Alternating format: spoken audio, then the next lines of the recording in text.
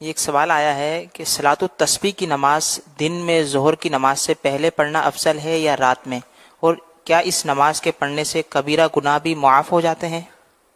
ظہر کا وقت شروع ہونے کے بعد ظہر کی نماز پڑھنے سے پہلے صلاۃ التسبیح پڑھ لے تو مستحب ہے، ظاہر ثواب زیادہ ملے گا۔ اس کے علاوہ جو بھی وقت مکروہ نہ ہو اس میں صلاۃ التسبیح پڑھی جا سکتی ہے۔ اور کچھ سوال؟ کبیرہ گناہ کا تو پتہ نہیں ہے، اگر گناہوں کی معافی کا مطلقاً لکھا ہو نا تو اس سے مراد عام طور پہ یہی ہوتا ہے صغیرہ گناہ، چھوٹے گناہ معاف ہو جاتے ہیں، کبیرہ توبہ سے معاف ہوتے ہیں۔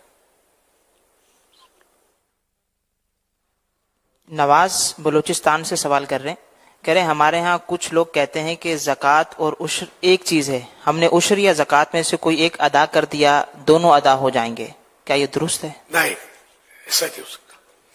جس پر عشر ہے اس پر عشر ہے، جس پر زکوٰۃ ہے اس پر زکوٰۃ ہے، جس پر دونوں ہے اس پر دونوں فرض ہیں، دونوں ادا کرنے ہوں گے۔ علی الحبیب صلی اللہ علیہ محمد۔